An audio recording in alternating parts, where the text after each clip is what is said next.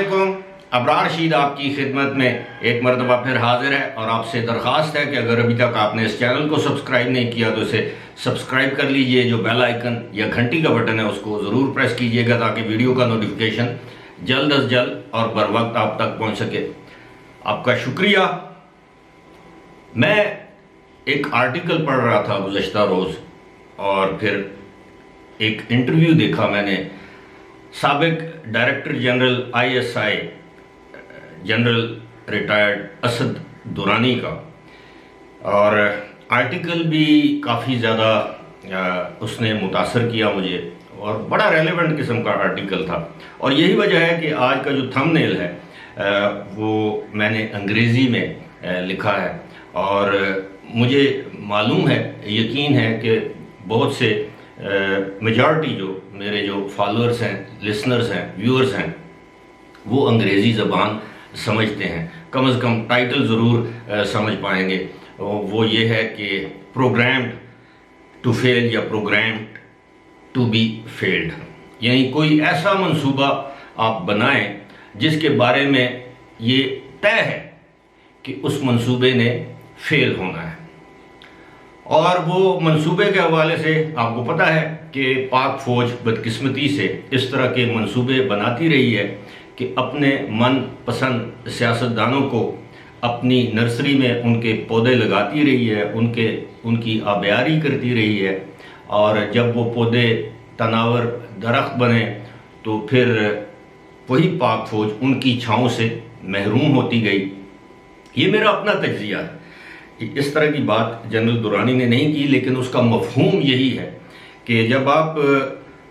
ایک ہی کام کرتے جائیں اور بار بار اس کام میں آپ کامیاب نہ ہوں تو اس کا مطلب ہے کہ وہ کام غلط ہے، آپ وہ کام کرنا بند کر دیں، ترک کر دیں۔ اب جنرل درانی کی یہ ساری باتیں، انہوں نے اس انٹرویو میں اس بات کا اعتراف کیا کہ ماضی میں وہ خود بھی اس قسم کے معاملات میں ملوث رہے ہیں، کیونکہ وہ ڈی جی ایم آئی بھی رہے ہیں، D G I S I بھی رہے ہیں۔ انہوں نے کہا کہ ایک زبردست انہوں نے مثال دی، انہوں نے کہا کہ جس وقت 1989 میں 1989 میں جب سابق وزیر اعظم محترمہ بے نظیر بھٹو شہید، ان کی گورنمنٹ کے خلاف تحریک عدم اعتماد لائی گئی تو اس کو اس وقت کی اسٹیبلشمنٹ کی مکمل آشیرواد حاصل تھی۔ وہ کہتے ہیں کہ میں اس وقت ڈی جی ایم آئی تھا، یعنی ملٹری انٹیلیجنس کا میں ڈائریکٹر جنرل تھا۔ وہ کہتے ہیں اس کے باوجود کہ فوج کی حمایت حاصل تھی، صدر اسحاق خان کی حمایت حاصل تھی تحریک عدم اعتماد، اور یہ دیکھیں کہ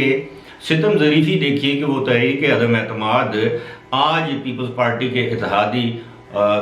میاں نواز شریف جو اس وقت اپوزیشن میں تھے، ان کی جماعت لے کر آئی تھی۔ اور اب آپ دیکھیے کہ جنرل درانی کے بقول یہ جو تحریک عدم اعتماد ہے، فوج کی مکمل حمایت حاصل تھی اس وقت کی اپوزیشن کو، لیکن اس کے باوجود وہ تحریک عدم اعتماد ناکام ہوئی۔ اس کی وجہ جنرل درانی یہ بتاتے ہیں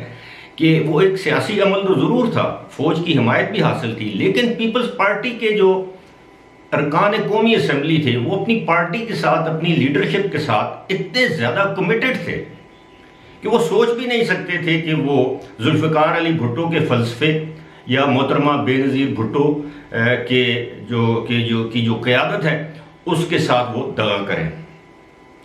اب اسی معاملے کو اگر آپ دیکھ لیں، یہ بھی جنرل درانی نے اس کا اشارہ بھی دیا ہے کہ یہ جو موجودہ حالیہ جو تحریک عدم اعتماد آئی ہے، اس میں اسٹیبلشمنٹ کی کسی کو حمایت حاصل نہیں تھی، نہ حکومت کو نہ اپوزیشن کو۔ یہ ایک سیاسی عمل تھا جس کو ہونے دیا گیا، بلکہ وہ یہ کہتے ہیں کہ اس کے اندر اگر رخنہ اندازی کی گئی، رکاوٹ پیدا کی گئی تو وہ سابق وزیر اعظم کی جانب سے کی گئی۔ اسپیکر نے وہ اجلاس ڈیلے کیے، ڈپٹی اسپیکر نے رولنگ دی کہ جناب اس کو میں کالعدم قرار دیتا ہوں، اس کو ریجیکٹ کرتا ہوں۔ بالآخر سپریم کورٹ کو مداخلت کرنا پڑی اور یہ عمل مکمل ہوا، اور بعد میں اس کو امریکی سازش کا نام دیا گیا۔ تو اس کا مفہوم یہ ہے، کرکس جسے آپ کہتے ہیں، اس کا نچوڑ یہ ہے کہ جو عمران خان کے ساتھ جو لوگ تھے، چاہے وہ ان کے اتحادی تھے، چاہے وہ ان کی اپنی جماعت کے منحرف ارکان تھے، وہ ان کے ساتھ کمیٹڈ نہیں تھے. انہوں نے عمران خان یا ان کی پارٹی کے ساتھ دغا کیا ہے. دغا کیوں کیا ہے؟ کہ وہ موقع پرست لوگ اس وقت عمران خان کے ساتھ آئے جب ان کو نظر آ رہا تھا کہ عمران خان کو اب اقتدار میں لایا جا رہا ہے، آئندہ وزیر اعظم یہ ہوں گے، حکومت ان کی ہوگی مرکز میں، خیبر پختونخوا میں، پنجاب میں، اور زیادہ تر سیٹیں ان کو پنجاب سے حاصل ہوئیں. اور یہ وہی الیکٹیبلز ہیں جو جس پارٹی کا سورج طلوع ہوتا دیکھتے ہیں اس جانب وہ چلے جاتے ہیں، جن کو انگریزی میں ہم کہتے ہیں فیئر ویدر فرینڈز، یعنی اچھے موسموں کے دوست. تو ایسے لوگ جو ہیں جو ہی آپ پر کوئی مصیبت آئے تو وہ آپ کا ساتھ چھوڑ دیتے ہیں. اب صورتحال یہ ہے کہ خبریں یہ ہیں، اطلاعات یہ ہیں کہ اب ایک مرتبہ پھر پاکستان تحریک انصاف کے اندر ایک لڑائی، ایک جنگ شروع ہو چکی ہے. یہ سرد جنگ نہیں ہے، یہ الفاظ کی جنگ ہے، یہ ایک دوسرے پر الزام تراشی کی جنگ ہے. اور اس کا مطلب یہ ہے کہ آنے والے دنوں میں آپ دیکھیں گے یا دیکھ سکتے ہیں، عین ممکن ہے کہ آپ کو تحریک انصاف میں لڑائی جو ہے وہ سر عام ہوتی نظر آئے، اخبارات میں، ٹویٹر پر، سوشل میڈیا پر بیانات کی صورت میں. کیونکہ جتنے بھی اس وقت سرکردہ رہنما ہیں وہ بلیم گیم میں ہیں، یعنی ایک دوسرے پر الزامات لگا رہے ہیں. گزشتہ روز جو کور کمیٹی کی میٹنگ ہوئی پی ٹی آئی کی، اس میں بھی یہی صورتحال تھی. لوگوں نے کہا، زیادہ تر لوگوں نے کہا جی کہ پنجاب کے جو جتنے بھی ہمارے رہنما تھے وہ سوتے رہے. شاہ محمود قریشی نے تو خیر ایک بیان دیا کہ جناب دیکھیں اسلام آباد میں احتجاج ہوا، ایک پتا بھی نہیں ہلا، ایک گملہ بھی نہیں ٹوٹا، اللہ جانے ان کی آنکھوں پر کون سی پٹی بندھی ہے. اسلام آباد کے جو ڈی چوک کے قریب جو کچھ ہوا، جس طرح آگ لگائی گئی، جس طرح املاک کو نقصان پہنچایا گیا، جس طرح اے ٹی ایم کو توڑا گیا، ان کو لوٹنے کی کوشش کی گئی، یہ سب کے سامنے ہے. اس کی ویڈیوز موجود ہیں. لیکن شاہ محمود قریشی کو یہ نظر نہیں آیا. لیکن شاہ محمود قریشی چونکہ ان کو تو ساؤتھ پنجاب سے لیڈ کر کے آنا تھا لانگ مارچ میں، وہ عمران خان کے کنٹینر پر سوار تھے. اسی طرح جو شفقت محمود ہیں جو پی ٹی آئی پنجاب کے صدر ہیں، وہ بھی ناکام رہے لانگ مارچ میں شرکت کے لیے. اب شیخ رشید تو ظاہر ہے پی ٹی آئی کا حصہ نہیں ہے، ان پر بھی تنقید ہوئی. تو اب اندر جو ہے وہ یہ پنجاب جو ہے اس نے ریئیکٹ نہیں کیا، پنجاب نے صحیح طریقے سے، تو پنجاب تو آپ کا بیس تھا. اب خان صاحب بیٹھے ہوئے ہیں پشاور میں، اور پشاور میں اس لیے بیٹھے ہیں کہ رانا ثناء اللہ کے بقول کہ وہ جس دن اسلام آباد آئے ان کو گرفتار کیا جائے گا. اور انہوں نے گزشتہ روز ہی ایک انٹرویو میں یہ برملا یہ اعلان کیا ہے کہ گرفتاریاں اگر شروع ہوں گی تو اوپر سے ہوں گی، عمران خان سے. اور کیونکہ ان کے بقول کہ آپ بنیاد کو پکڑیں، جڑ کو پکڑیں. عمران خان جس طرح کے بیانات دے رہے ہیں، اس سے یہ ظاہر ہوتا ہے کہ اب وہ حلقے، وہ قوتیں جن کی سپورٹ پہلے عمران خان کو حاصل تھی، اب وہ حاصل نہیں رہی. اور اس کا ذمہ دار کون ہے؟ اس کا ذمہ دار آپ سب سمجھتے ہیں کہ عمران خان خود ہیں. انہوں نے ایک ایک کر کے سب کو اپنے خلاف کر لیا. اپوزیشن سے انہوں نے مذاکرات نہیں کیے. اس وقت کی اپوزیشن جب وہ حکومت میں تھے. آج وہ کہہ رہے ہیں کہ سیاست میں مذاکرات کے دروازے ہمیشہ کھلے رہتے ہیں. آج آپ مذاکرات کے لیے آپ منت سماجت کر رہے ہیں. آج آپ مذاکرات کے لیے کہہ رہے ہیں کہ دروازے کھلے ہیں. جس وقت آپ حکومت میں تھے آپ مذاکرات کے لیے تیار نہیں تھے. اب جو جو پی ٹی آئی میں جو پھوٹ کی میں بات کر رہا ہوں وہ یہ ہے کہ 90% سے زائد ارکان قومی اسمبلی کی خواہش یہ ہے کہ انہوں نے جو استعفے دیے ہیں وہ واپس لیے جائیں اور پی ٹی آئی کو اسمبلی میں جا کر بیٹھنا چاہیے، قومی اسمبلی میں، ورنہ ہم سیاسی عمل سے باہر ہو جائیں گے. اور جس طرح حکومت کا پلان ہے کہ ایک ایک کر کے ان کو ڈی سیٹ کیا جائے، ان کے استعفے منظور کیے جائے اور وہاں پر ضمنی انتخابات کروائے جائیں، اور وہ انتخابات ظاہر ہے نون لیگ اور اس کے اتحادی جیت جائیں گے پنجاب سے، اور پنجاب سے انتخابات جیت کے تو ان کی حکومت مزید مضبوط ہوگی. اور اگر ابھی کوئی خطرہ بھی ہے حکومت کو تو وہ خطرہ نہیں رہے گا، اور اس کے بعد پھر صدر کے مواخذے کی طرف بھی جایا جا سکتا ہے. فی الحال آپ دیکھیے کہ جو بھی لیجسلیشن ہو رہی ہے، قانون سازی ہو رہی ہے اسمبلی کے اندر، وہ یک طرفہ ہے کیونکہ فری ہینڈ دیا گیا ہے. عمران خان نے اپنی ہٹ درمی کی وجہ سے، اپنی ضد کی وجہ سے، اپنی انا پرستی کی وجہ سے، یا جو بھی آپ کہہ لیں، انتقام کی آگ کہہ لیں، اپنے کیے کی سزا وہ دوسروں کو دے رہے ہیں اور اب دوسرے یہ سزا قبول کرنے کو تیار نہیں ہیں۔ اسی لیے میں یہ کہہ رہا تھا کہ پی ٹی آئی کے اندر آپ کو ٹوٹ پھوٹ مزید نظر آئے گی، پہلے ہی ٹوٹ پھوٹ کا شکار ہے۔ اور دوسری بات یہ ہے کہ اب پی ٹی آئی کو معاف کیجیے گا، ایک تو وہ جو مقتدر حلقے تھے ان کی سپورٹ حاصل نہیں گئی،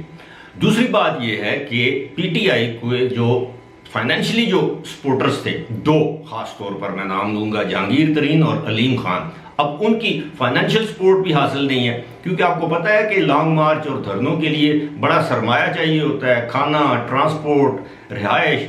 آنا جانا، باقی معاملات، یہ سارے کوئی نہ کوئی تو برداشت کرتا تھا۔ اب پی ٹی آئی میں وہ جو انویسٹرز ہیں وہ رہے نہیں، کیونکہ لوگوں کو معلوم ہے کہ ابھی مستقبل قریب میں شاید پی ٹی آئی اقتدار میں نہ آئے، لیکن پاکستانی سیاست ہے، آپ کچھ کہہ نہیں سکتے، ممکن ہے آئندہ انتخابات میں ایک مرتبہ پھر پی ٹی آئی مارکا مار لے اور دوبارہ اقتدار میں آ جائے، لیکن فی الحال ایسا دکھائی نہیں دیتا۔ اب یہ جو آڈیوز لیک ہونا شروع ہو چکی ہیں، اب جس طرح میں نے پہلے عرض کیا ہے کہ یہ کوئی نہ کوئی تو کر رہا ہے، اب یہ کون کر رہا ہے؟ مجھ سے بہتر آپ سمجھتے ہیں کہ پاکستان میں یہ ٹیکنالوجی کن لوگوں کے پاس ہے کہ وہ کسی کی فون کال کو ٹیپ کریں اور اس کے بعد ریکارڈ کریں اور ریکارڈ کرنے کے بعد اس کو ریلیز کریں اپنی مرضی کے چینلز کو۔